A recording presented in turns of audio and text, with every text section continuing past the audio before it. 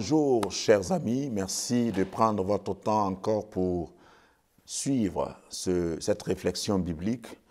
Nous voulons tirer cette réflexion de 1 Roi chapitre 17, versets 1 à 9, qui nous parle d'un récit, un récit de la vie du prophète Élie. Vous savez que le prophète Élie était un prophète hors pair, un prophète majeur dans la classification biblique, mais un prophète qui nous instruit beaucoup dans la marche avec Dieu, un prophète qui était particulier, qui avait un régime particulier, une communion avec Dieu, un prophète qui était assez courageux, qui a eu ses hauts et ses bas, mais un prophète réel, un prophète qui inspire plus d'un serviteur de Dieu. Dans 1 Roi chapitre 17, au verset 1 à 9, nous allons lire « Élie le Tishbite, l'un des habitants de Galade, dit à Akab, « L'Éternel est vivant, le Dieu d'Israël dont je suis le serviteur.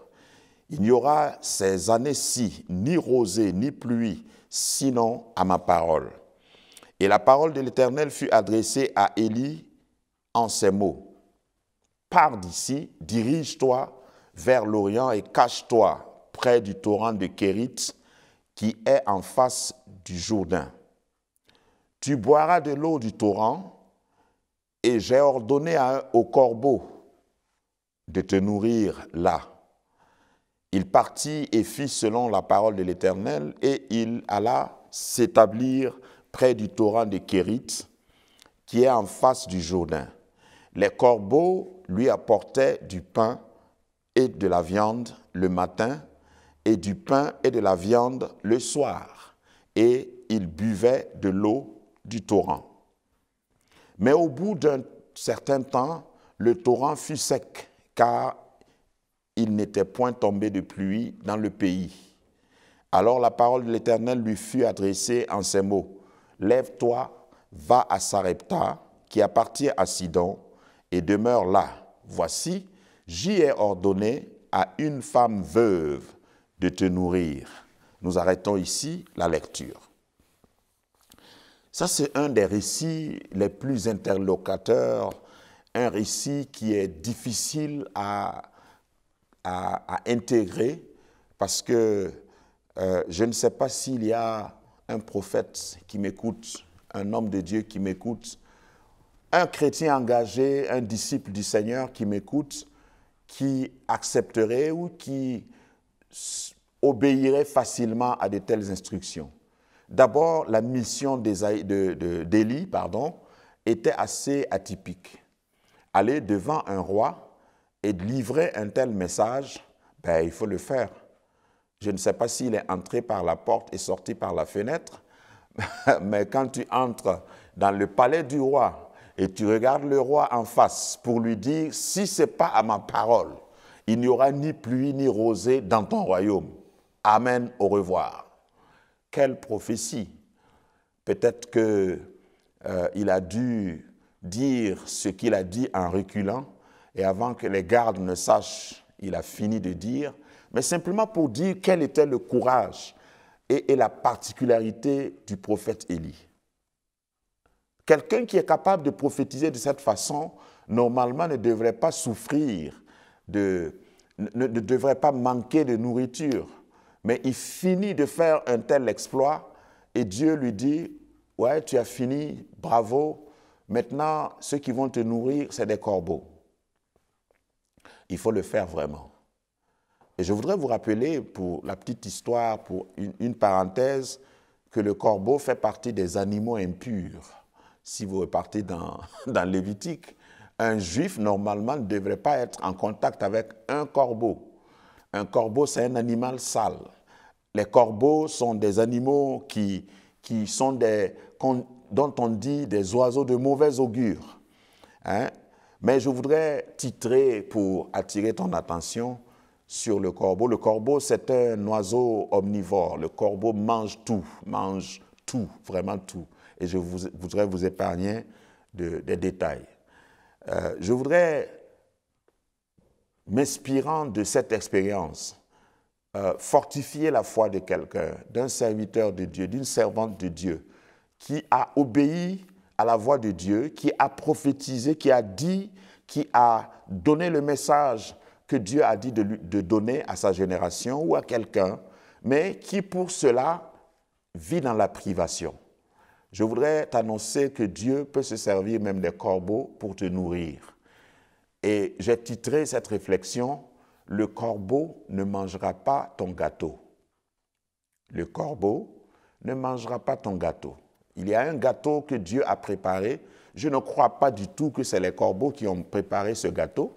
C'est un gâteau qui est préparé dans la boulangerie du ciel, donc ça devait sentir bon, ça devait être bien, nourrissant. Et Dieu envoie le corbeau. Dieu va envoyer ton ennemi. Dieu va envoyer, il va utiliser même le diable pour te bénir. Et je mesure mes mots parce que quand Dieu approuve les voies d'un homme, il dispose favorablement ses ennemis pour lui, pour le bénir. Un grand auteur a dit que le diable, c'est le diable de Dieu. N'aie pas peur, parce que si Dieu te bénit, le diable ne peut pas te maudire.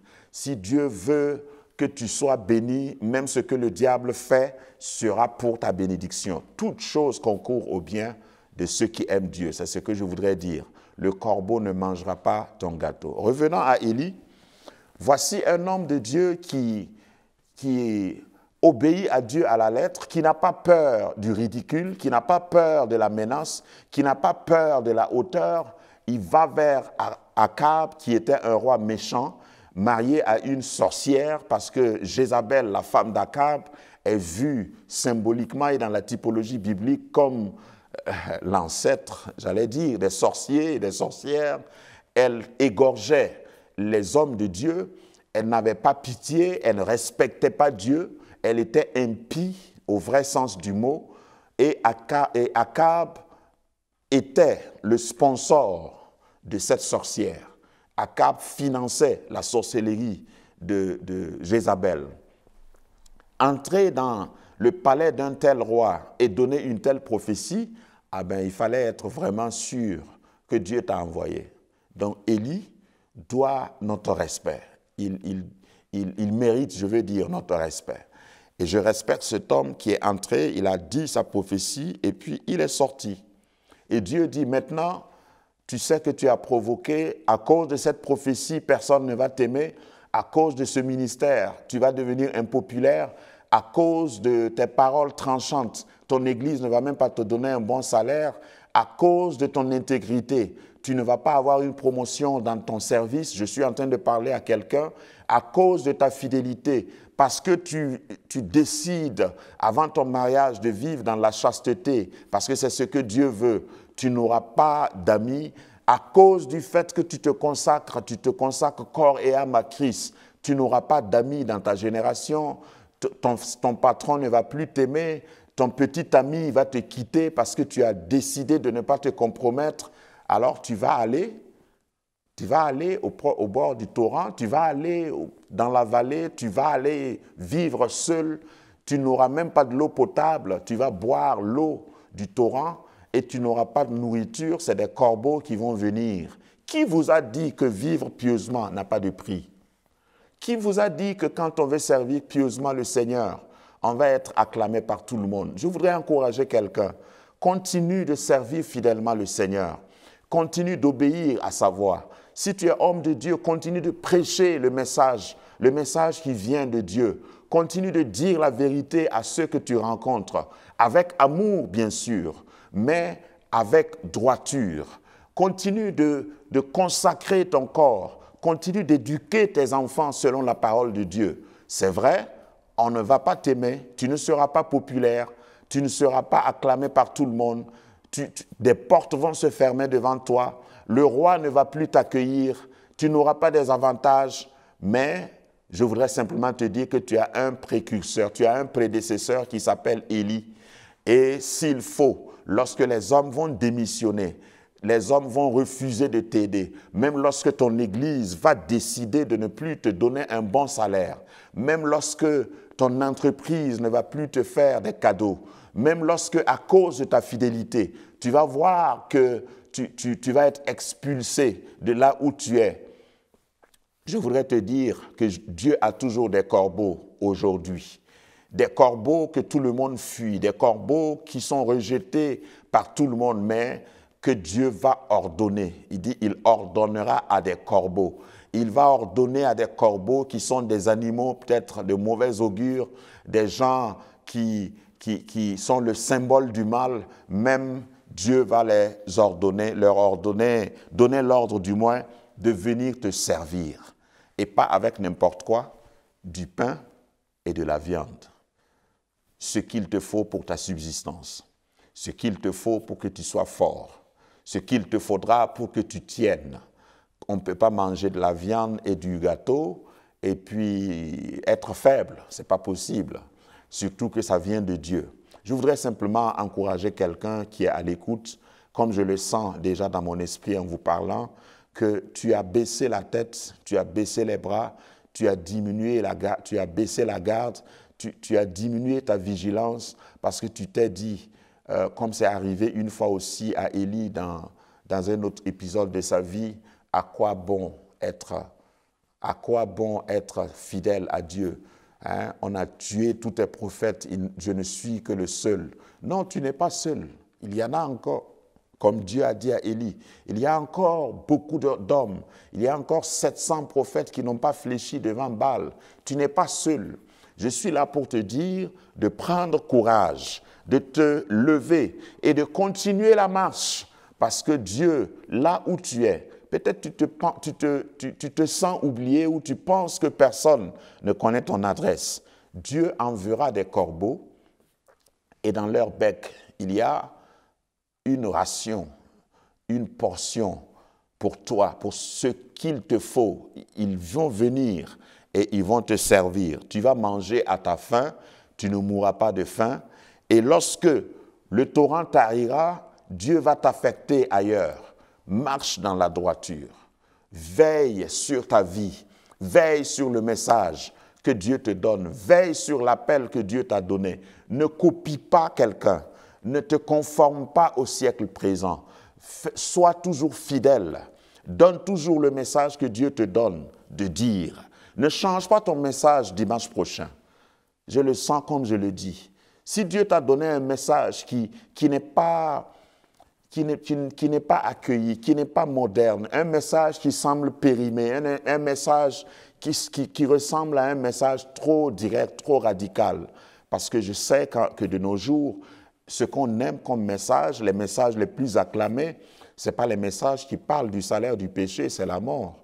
Ça, c'est un peu vieillot. Il y a des gens qui, quand ils se rassemblent, ils veulent que le pasteur il soit gentil, ils disent « le Seigneur va vous bénir ». Dans 3 jours, tu auras ta Mercedes. Dans 5 jours, tu vas finir de payer ta dette. J'ai vu que le Seigneur a envoyé un ange vers toi. Mais voyez-vous, la Bible n'est pas remplie seulement de ça. Il y a des messages, il y a quelqu'un dans ton église qui a besoin d'être repris et il faut le faire avec amour. Il ne faut pas le faire dans un esprit de jugement, mais il faut le faire avec droiture. Il faut prêcher l'évangile. Prêche la parole, dira Paul, en toute occasion favorable ou non. Donne le message que Dieu t'a dit de donner. C'est ce que Élie a fait. Ça lui a coûté ce que ça devait lui coûter. Il était obligé d'être isolé. Et aujourd'hui, il y a des hommes de Dieu, des serviteurs de Dieu qui sont au milieu d'autres serviteurs de Dieu, mais qui se sentent seuls à cause du caractère de leur appel, à cause de la teneur de leur message, à cause du contenu de leur message. Mais il ne faut pas changer de message, cher ami. Il ne faut pas changer de façon de vivre. Dans ton école, dans ton collège, dans ton amphi, sur ton campus, peut-être tu es isolé parce que on trouve que tu es un chrétien un peu vieillot, un peu radical. Tu ne veux pas le compromis. Tu refuses ce que tout le monde accepte. Tu deviens seul. Mais je voudrais te dire et t'encourager parce que Dieu vient et il est près de ceux qui ont le cœur brisé. Dieu est près de ceux qui le cherchent sincèrement. Tu es peut-être un Élie de ta génération. Reste Élie. Parce que Dieu va, si tous les hommes démissionnent, Dieu va recruter des corbeaux pour toi. Dieu va envoyer des corbeaux et ils sont fidèles. Dans mon passage que j'ai lu dans ma Bible, il est dit que matin et soir, et je peux m'imaginer que Élie pouvait regarder sa montre, pour parler en termes d'aujourd'hui, et dire, il reste 5 minutes et le livreur, le corbeau viendra. Il reste 4 minutes et je vais manger un gâteau chaud venant de la part de l'Éternel. En ce moment, les hommes avaient abandonné Élie. En ce moment, le monde que Élie servait avait abandonné Élie. En ce moment, ceux auprès de qui Élie a été envoyé par Dieu l'avaient abandonné. Parce que beaucoup de gens, beaucoup d'hommes de Dieu, de femmes de Dieu croient comme Dieu m'a envoyé auprès de cette génération, comme Dieu m'a envoyé auprès de cette Église. Alors l'Église doit me soutenir. Ces hommes que je sers, ces hommes pour qui je prie, doivent me soutenir. Et s'ils ne te soutiennent pas, ne démissionne pas. Et si ce n'est pas le cas, ne démissionne pas. Reste fidèle à ton appel. Parce que Dieu a des corbeaux.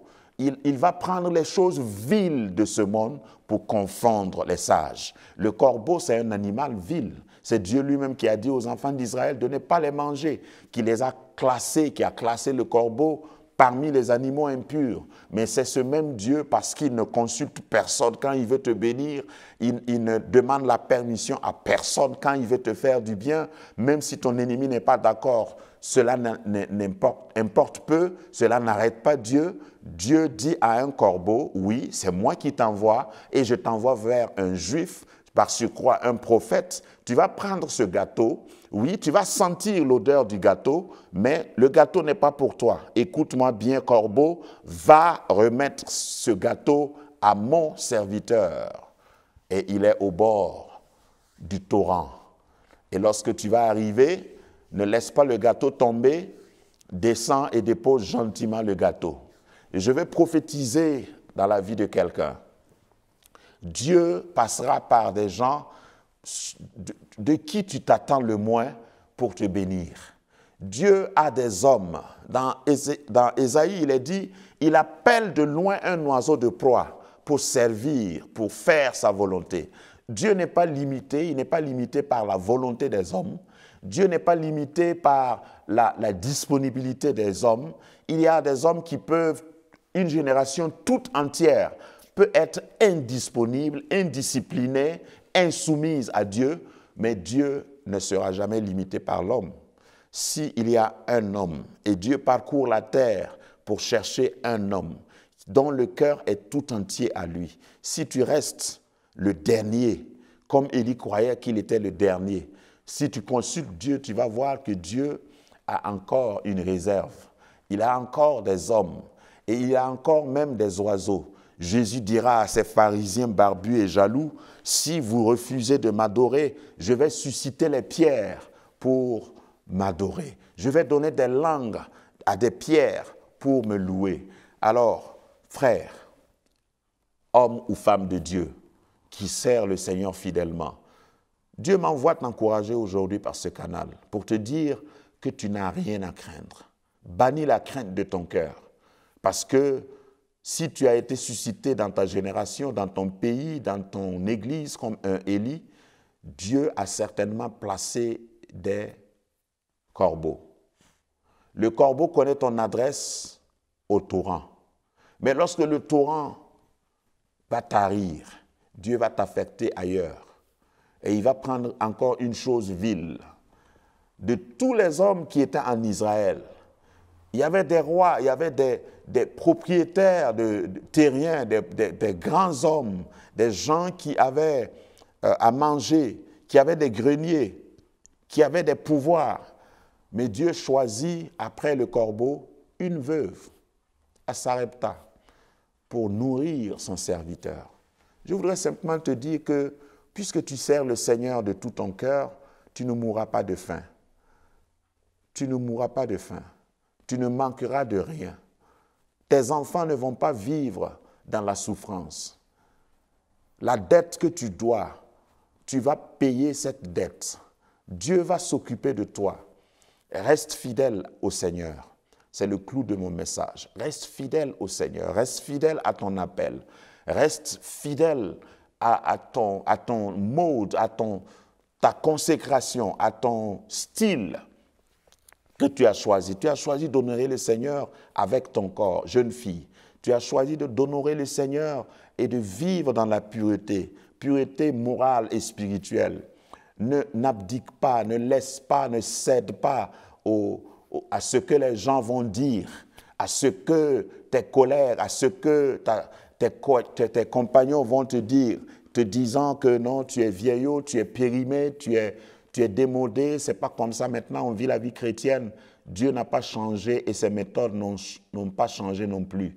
Vis ta vie chrétienne.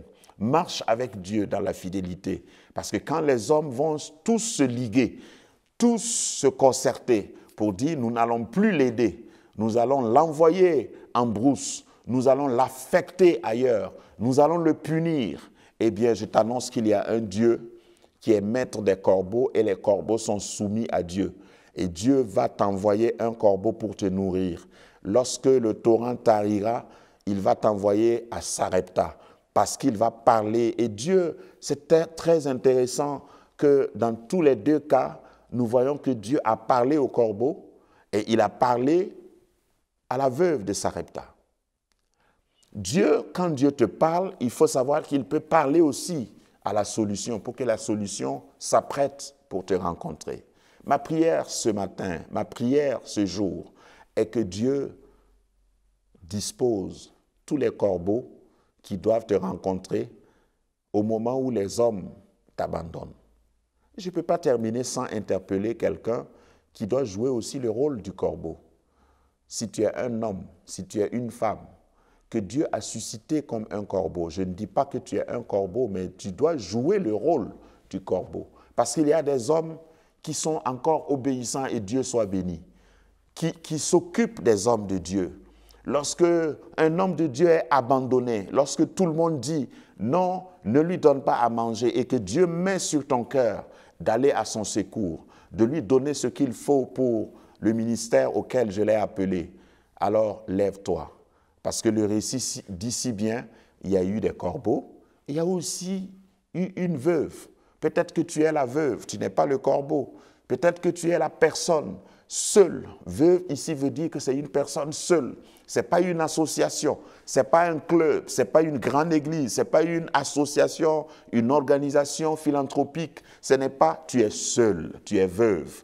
Mais si Dieu te donne instruction d'aller au secours d'un homme de Dieu, d'une femme de Dieu, d'aider un jeune homme qui cherche à vivre sa foi, d'aller au secours d'une jeune fille qui est abandonnée ou qui est persécutée à cause de l'évangile, à cause de sa foi, ouvre tes portes pour cette personne-là. Ouvre ton cœur pour cette personne-là. Ouvre ton trésor pour cette personne. Parce que certainement, Dieu te bénira. J'imagine que ce corbeau pouvait se targuer parmi les autres corbeaux en disant « Tu sais, maintenant je collabore avec Dieu. Maintenant je suis serviteur de Dieu. Vous croyez que moi je suis un corbeau ordinaire? Non! Dieu m'a utilisé pour nourrir un serviteur de Dieu. Waouh! Que le Seigneur te permette dans ta vie d'être celui qu'il va utiliser dans une situation de crise pour bénir quelqu'un qui obéit à la voix de Dieu. Et si tu es un Élie, plaise à Dieu qu'il te donne le courage d'Élie, qu'il te donne la force d'Élie, la foi d'Élie, pour que tu résistes à toutes les tentations, à toutes les résistances de ta génération. Que le roi n'ait pas raison sur toi. Au nom puissant de Jésus, Amen.